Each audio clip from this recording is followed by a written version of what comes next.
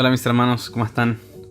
Es un placer poder estar este domingo con ustedes, poder compartir desde Alemania, un sueño que se está cumpliendo, algo que se esperó mucho. No obstante, la tecnología nos permite seguir conectados y en el centro, conectados desde el centro, que es la palabra del Señor, que es nuestra fe, que es nuestro Dios maravilloso, que independientemente de donde estemos, en qué parte del mundo, vamos a seguir conectados. Y hoy toca analizar un hermoso libro muy desafiante llamado Malaquías, que es el último libro que está puesto ahí en nuestra Reina Valera y en nuestra Biblia que es en español. Es el último libro antes de Mateo, antes de los 400 años de silencio. Y es un libro que está en un contexto muy particular. Se cree que se escribió 100 años después de Ageo, donde ya se había reconstruido el templo, se habían reconstruido las murallas de Israel.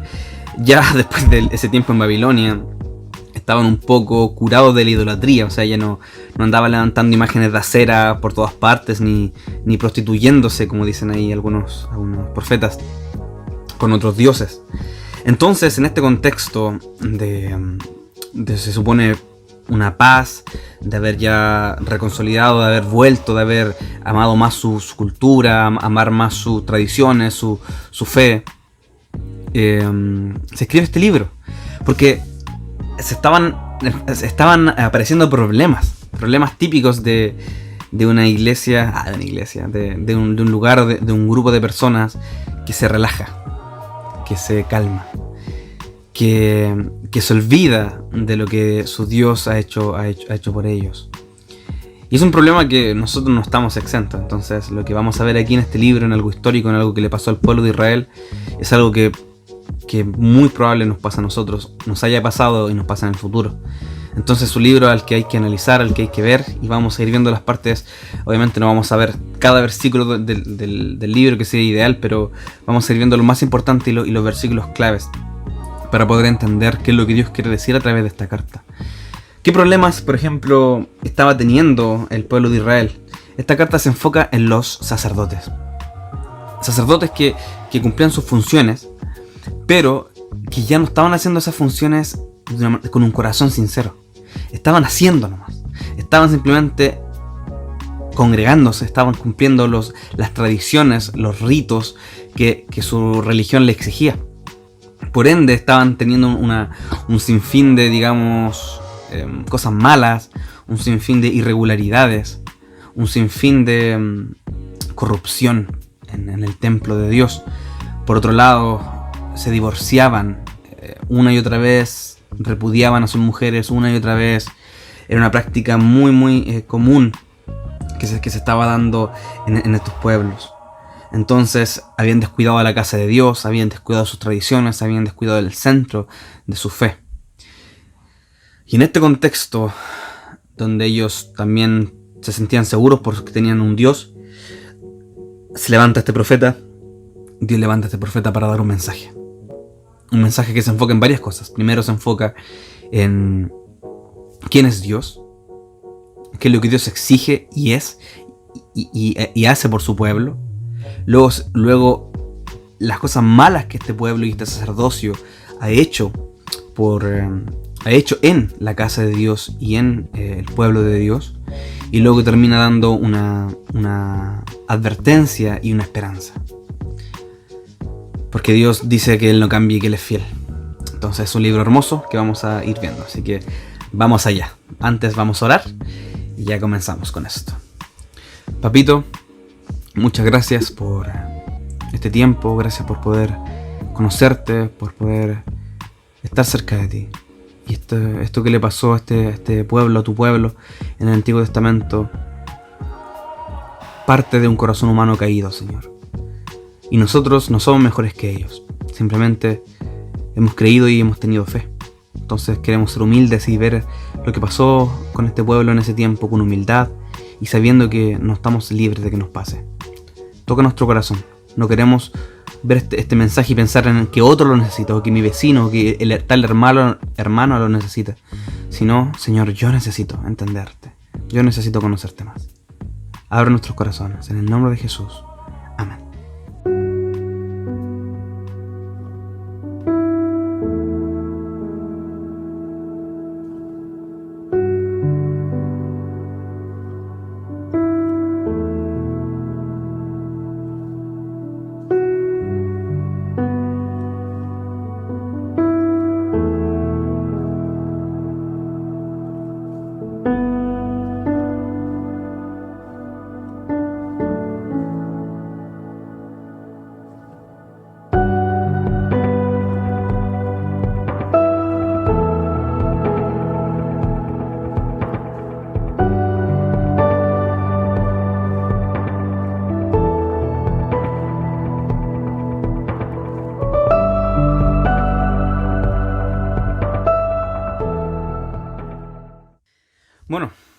Démosle.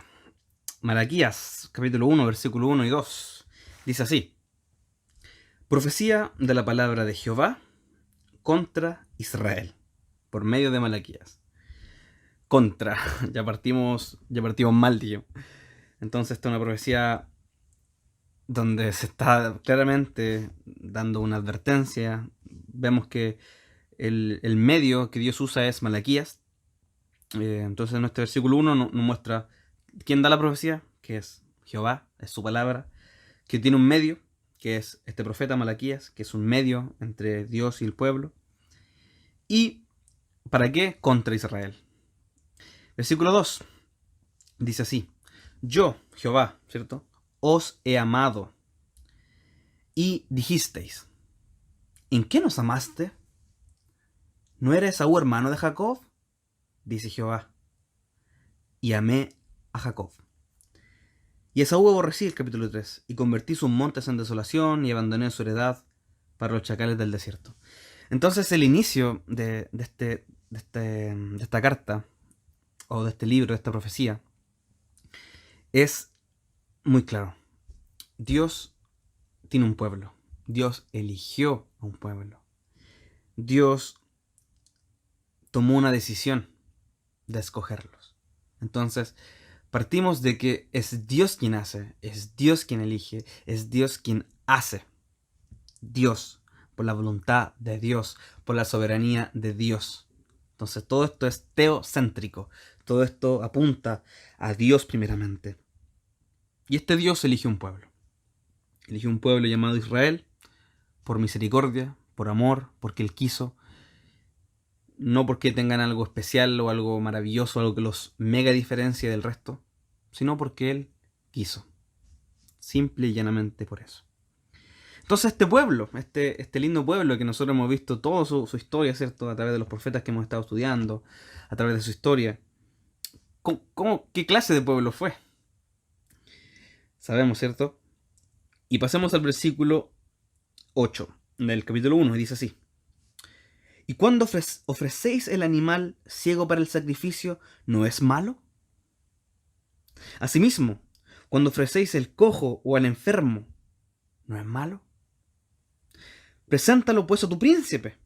¿Acaso se agradará de ti o le serás acepto? Dice Jehová de los ejércitos.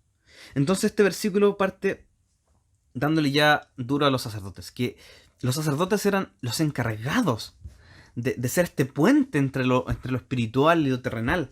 Eran los encargados de conectar, de pedir perdón por el pueblo. O sea, su función era clave en la sociedad, en el pueblo, en ese tiempo. Y estos sacerdotes se preguntaban, ¿qué hacemos mal? ¿En qué nos hemos equivocado? Con un desdén. Entonces, Dios les dice, se han equivocado mucho. Porque cuando vienen a mí, que soy su Dios, que soy el creador, que soy el Señor de los ejércitos, acá el título que Dios elige para referirse a sí mismo es Jehová de los ejércitos, mostrando su poder, mostrando, epa, están hablando ante Dios, no ante cualquiera, ante Dios, el creador del mundo. Entonces, estos sacerdotes decían, ¿pero qué mal hacemos? Y claro, y ahí Dios les lee la cartilla. Y les dice, cuando vienen a mí a pedirme perdón frente a Dios, siendo que yo les he dicho que tienen que traerme lo mejor para que yo me agrade de eso. Porque ustedes han pecado y mi ira debería caer sobre ustedes. Y ustedes sabiendo eso deberían traerme el mejor sacrificio a mí. Lo mejor. Porque ustedes son mi pueblo, recuerden, yo los elegí. Pero ¿qué hacen? Me traen al animal ciego, a las obras, al cojo, al que no sirve.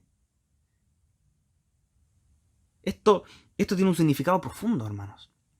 Porque obviamente había una economía en el pueblo de Israel y un animal bueno, un animal, digamos, sano, fuerte, lindo, precioso, costaba dinero, era un animal apetecible que se podía vender, se podía comer, etc. Y ese animal Dios quería lo mejor de su pueblo. Y en cambio, el pueblo le daba las obras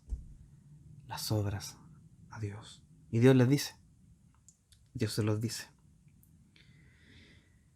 Y termina en el capítulo 1, el capítulo 1, versículo 14, diciendo, maldito el que engaña, el que teniendo machos en su rebaño, promete y sacrifica a Jehová lo dañado. Maldito el que engaña. O sea, era algo realmente serio. Y dice, ¿por qué? ¿Cuál es la razón? ¿Cuál es la razón de que esto está tan mal? Porque yo soy gran rey. Dice Jehová, ¿de quién? De los ejércitos. Y mi nombre es temido entre las naciones.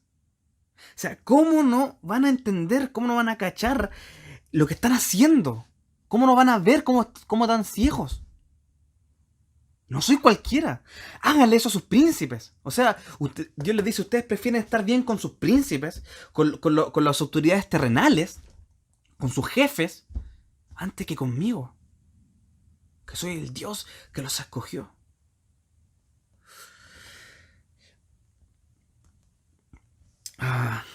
Dios nos libre. Como decían en la iglesia del sur, Dios nos libre. Pasamos al capítulo 2, donde ya Dios pasa la segunda parte de leerle la cartilla a su pueblo. Y el versículo 8 dice,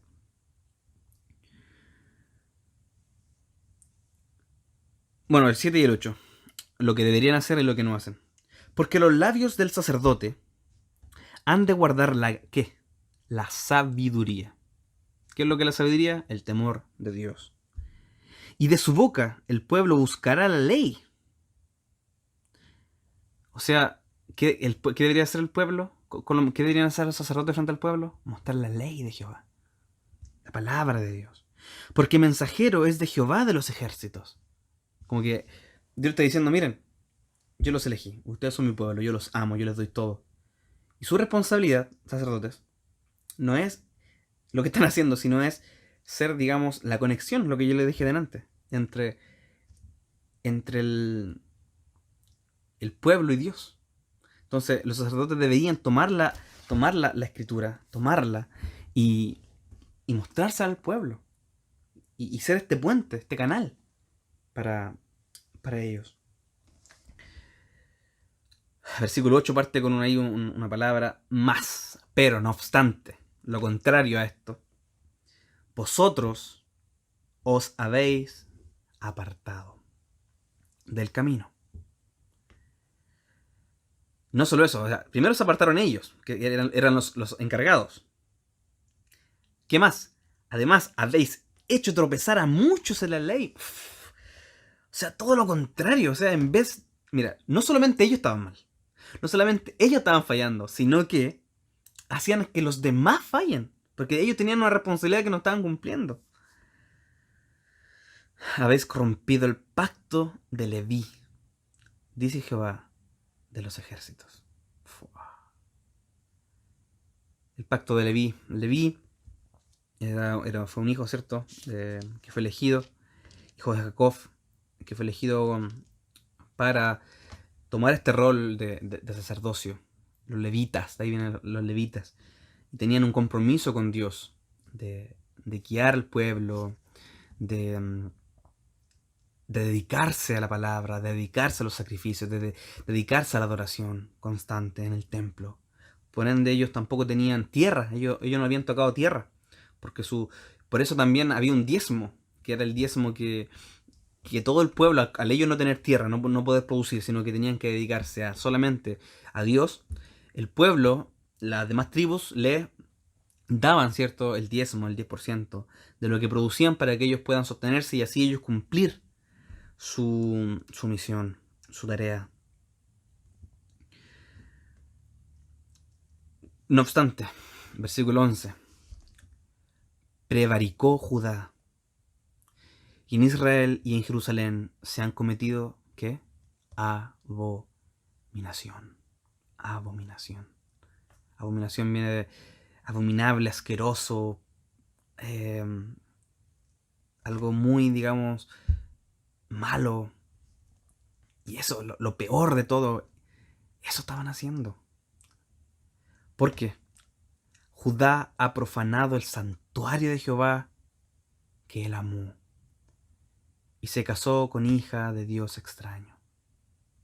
¿Se acuerdan? Al principio, los mandamientos que Dios le dio: no idolatren a otros dioses, solo amen a un Dios, no se casen con mujeres de otros dioses, porque siempre eso termina mal, siempre eso los termina arrastrando a otros dioses, los termina llevando lejos de aquí. ¿Y qué estaban haciendo? Justamente eso. Estos sacerdotes. Y miren, se casaban con extranjeras y además a sus propias mujeres, a la mujer de su juventud, la estaban repudiando. Y Dios dice, porque Jehová Dios, versículo 16 del capítulo 2, odia, aborrece el divorcio, el repudio. Lo mismo. Y el que cubre de iniquidad su vestido, Dios Jehová de los ejércitos, dijo, ¿cierto? Guardaos, pues, en vuestro espíritu, y no seáis desleales, no seáis infieles con sus mujeres. Entonces aquí, básicamente, lo que Dios hace es leer la cartilla a estos sacerdotes. Hagamos una primera recapitulación. Yo los elegí, ustedes son mi pueblo, pero ustedes me han engañado, hacen las cosas para hacerlas, no hacen las cosas bien, no entienden por qué las hacen, actúan sin temor de Dios, ofrecen lo peor a Dios, se casan con extranjeras, se divorcian de sus mujeres. Entonces, los dos primeros capítulos es un juicio, ¿cierto? Donde el fiscal está leyendo la lista, ¿cierto?, de transgresiones. Y así llegamos al capítulo 3, donde pasa algo curioso, porque Malaquías comienza a hablar del futuro, comienza a dar profecía predictiva. Hasta el momento la profecía fue la profecía común, que es tomar lo que Dios dijo y traerlo al presente. Pero ahora va a ser un poco de profecía predictiva, que va a decir lo que va a pasar en el futuro. Que si hablamos de porcentajes, es el 10% aproximadamente de la profecía, es profecía predictiva del futuro. El 90% de la profecía bíblica es traer a colación lo que ya se dijo. Entonces la profecía tiene esas dos connotaciones.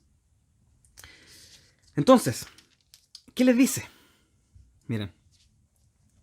He aquí, capítulo 3, versículo 1. Yo envío mi mensajero, el cual preparará el camino delante de mí. De mí, dice, de mí. Y vendrá súbitamente. O sea, en cualquier momento. ¿A qué? A su templo. El Señor a quien vosotros buscáis. Y el Señor y el ángel del pacto a quien deseáis vosotros. He aquí, viene, ha dicho Jehová de los ejércitos. ¿Cuándo esto pasó? ¿Se cumplió esto? Claro que se cumplió. Aquí está hablando de la primera venida de Jesús y del mensajero que iba a venir antes de Jesús. ¿Quién fue? Juan el Bautista. Entonces acá Malaquías hace una profecía de la venida de Juan el Bautista, a preparar el camino del rey. ¿Y de quién preparó el camino? De Jesús. Pero no obstante, Dios dice, delante de mí. Obviamente, Jesús es Dios, Dios es Jesús. Entonces Dios está hablando de su Hijo, que iba a venir en nombre de Él a la tierra. Entonces, qué interesante contraste. Todo esto malo que ustedes están haciendo, pero a pesar de eso, va a venir un mensajero. Va a venir un mensajero. Y luego el versículo 2 del capítulo 3 se salta, digamos, la primera venida. Acá siempre en la profecía se habla de que el profeta mira dos cimas. Entonces lo voy a poner muy gráfico, miren. Voy a poner acá este libro y este libro. Así. Entonces, el profeta ve desde aquí. Así. Entonces ve esta cima y ve esta cima. Así ve la profecía. Entonces ve esta cima y dice, en esta cima el mensajero delante de Jehová. Y ve esta otra cima y dice, ¿y quién podrá soportar el tiempo de su venida? ¿O quién podrá estar de pie cuando Él se manifieste? Porque Él es como fuego purificador y como jabón de lavadores. Entonces, primero viene Juan el Bautista, que iba, ¿cierto?, a preparar el camino, pero lo que Malaquías no pudo ver es lo que había aquí, entre medio, que era la crucifixión, la iglesia, el tiempo de la gracia, Nosotros estamos aquí, en este intermedio, pero Malaquías no pudo verlo, no podía verlo. Pero sí Malaquías podía ver la segunda cima, y la segunda cima es la segunda venida de Cristo. Y esa venida va a ser terrible, porque va a ser de juicio. Acá, si bien Malaquías se está enfocando en el pecado de Israel y de la impureza de Israel y de lo malo que hacía Israel, el juicio de Dios cuando venga va a venir a condenar todo lo malo, todo el pecado de la tierra. Incluido incluido el nuestro, incluido el de la tierra, de todos los gentiles. ¿Qué hará? Miren, versículo 3. Y se sentará para afinar y limpiar la plata, porque limpiará a los hijos de Leví, a los sacerdotes, al sacerdocio, lo limpiará. Los afinará como oro y como a plata, y traerán a Jehová ofrenda en justicia. Aquí está hablando de los tiempos finales, ¿cierto? Esta es una profecía que es para el pueblo de Israel. El pueblo de Israel. Nosotros, hermanos, creemos que la Biblia es literal. Y creemos en cada palabra que ella dice, en su literalidad, en su gramática, en sus figuras literarias, en su contexto. Entonces, cuando la Biblia nos dice algo que va a pasar y no nos muestra que es una metáfora o no nos muestra que es una poesía, nosotros lo interpretamos literal. Entonces, acá nosotros vemos que esto es para su pueblo y Dios tiene algo pendiente con su pueblo. Mientras tanto, la iglesia. ¿Qué más? ¿Se acuerdan que les dije que el pueblo de los levitas no tenían tierra? Por ende no tenían dónde producir, por ende el pueblo les daba un diezmo. Así era. Pero algo estaba pasando con este diezmo. Algo muy, muy malo. Y lo vamos a ver ahora. Lo que estaba pasando con el diezmo es que los levitas se lo estaban robando a Dios. Miren, dice así el versículo 7 del capítulo 3. Desde los días de vuestros padres, sus antepasados, os habéis apartado de mis leyes, y no las guardasteis. Volveos a mí, y yo me volveré a vosotros, ha dicho Jehová de los ejércitos. Pero, no obstante, dijisteis, ¿en qué hemos de volvernos? Miren, estos israelitas, nosotros somos muy barzas a veces con Dios. ¿En qué hemos de volvernos? Y Dios le dice, 8. ¿Robará el hombre a Dios? Pues vosotros me habéis robado. Y dijisteis, ¿en qué te hemos robado? En vuestros diezmos y ofrendas. Malditos sois con maldición, porque vosotros, la nación toda, me habéis robado.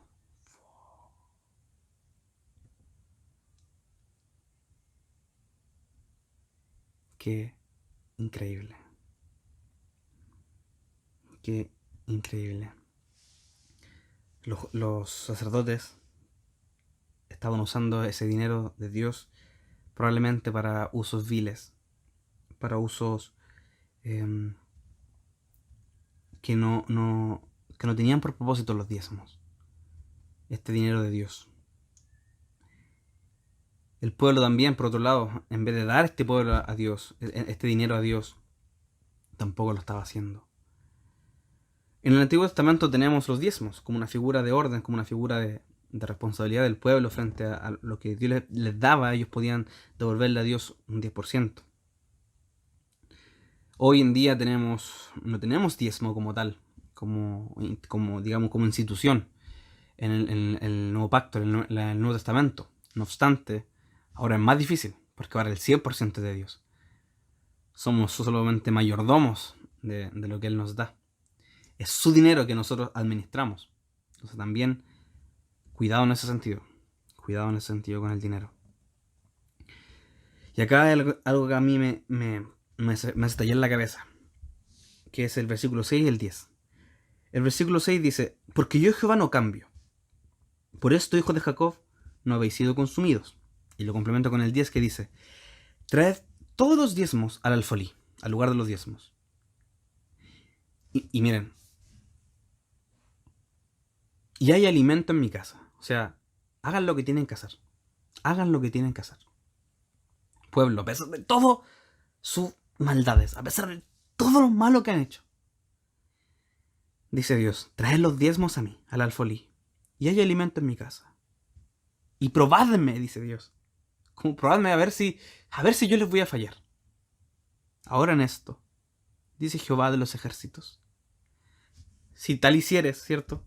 Si no, os abriré las ventanas de los cielos y derramaré sobre vosotros bendición hasta que sobreabunde.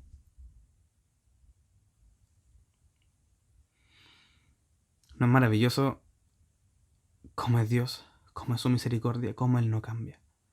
Y lo vuelvo a repetir en Romanos. Estoy estudiando Romanos ahora. Vuelve a repetir: yo no cambio. Yo no cambio, dice el Señor.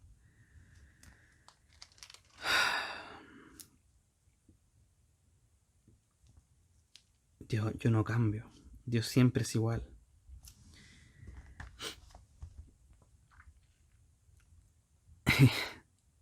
Y a pesar de la maldad de Israel, a pesar de la maldad, del juicio, del robo, Dios estaba siempre como un padre esperando que sus hijos vuelvan a Él para amarlos y perdonarlos y darles otra chance. ¿Qué pasa si Israel hacía lo bueno? Ya vimos qué pasaba si Israel hacía lo malo, pero ¿qué pasaría si Israel hacía lo bueno? Versículo 17 del capítulo 3.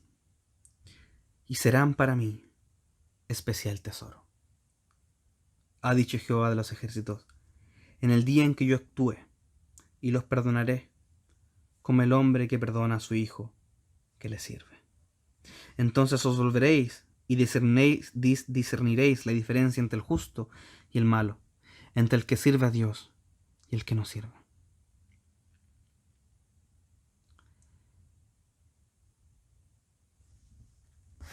Y vuelve al capítulo 4, ya para terminar, vuelve a hablar de este día final, de este día del juicio de Dios.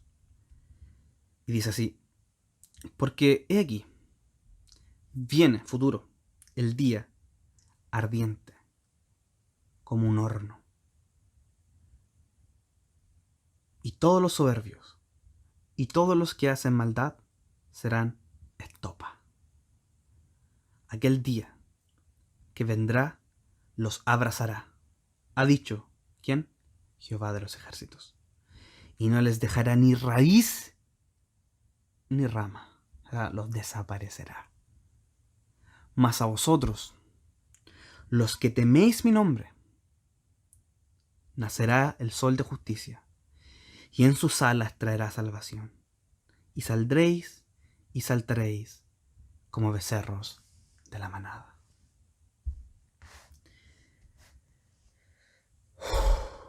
Esta es una carta que podríamos estudiarla profundamente y estar semanas.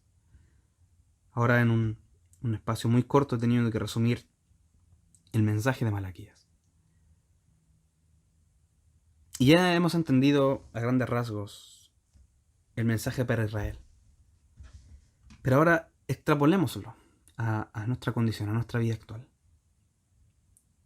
Que es lo que estamos llamados a hacer. El pueblo de Israel estaba relajado. Estaba tranquilo. no tenía mayores sobresaltos y se relajaron. Se relajaron, había trabajo, había comida, había lo que necesitaban. Entonces comenzaron a vivir una religión falsa. Una falsa religión. ¿Nos puede pasar eso a nosotros?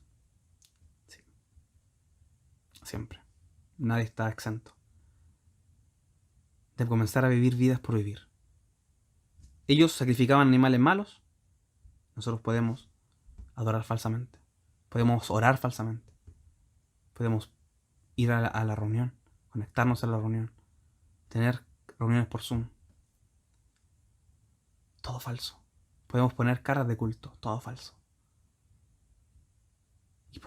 Y por tal razón vivir vidas asquerosas, llenas de pecado, llenas de maldad, llenas de miseria, llenas de decepciones. Y los pueblos, la gente, nuestros compañeros de trabajo, de ministerio, nuestros compañeros en el vecindario, se reirán de la fe por culpa de nosotros.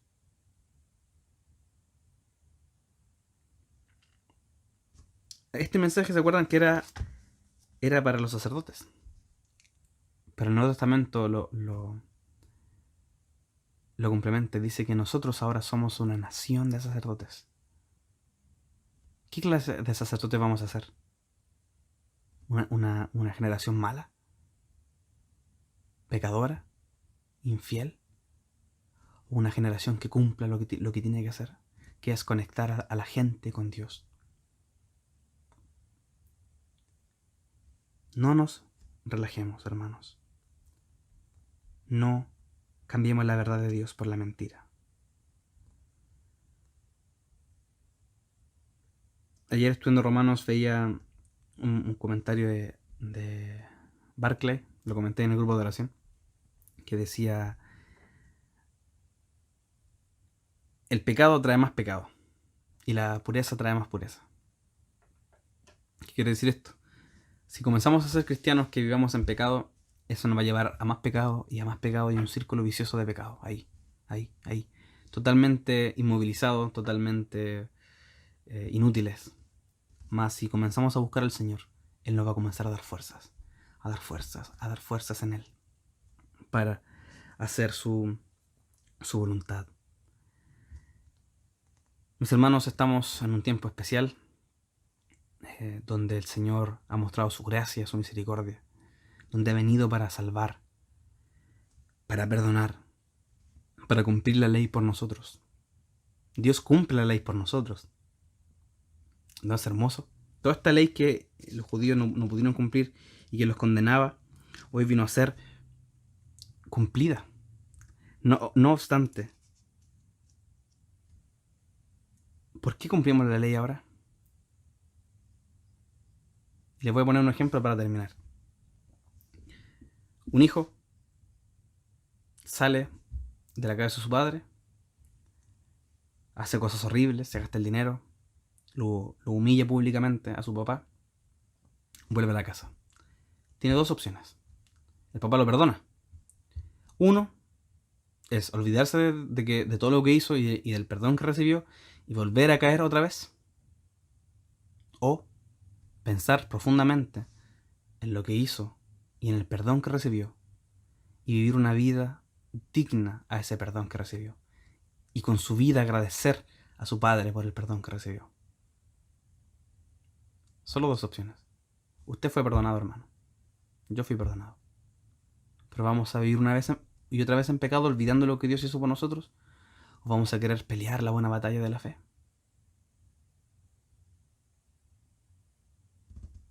Eso es un desafío que quiero dejarle, mi hermano. Dios lo bendiga. Saludos desde aquí, desde Alemania. Espero verle pronto. Le quiero, le amo. Y espero que este mensaje de Malaquías toque su vida, porque la mía la tocó. Me despido. Le deseo un buen tiempo. Bendiciones. La paz del Señor. Chao, chao.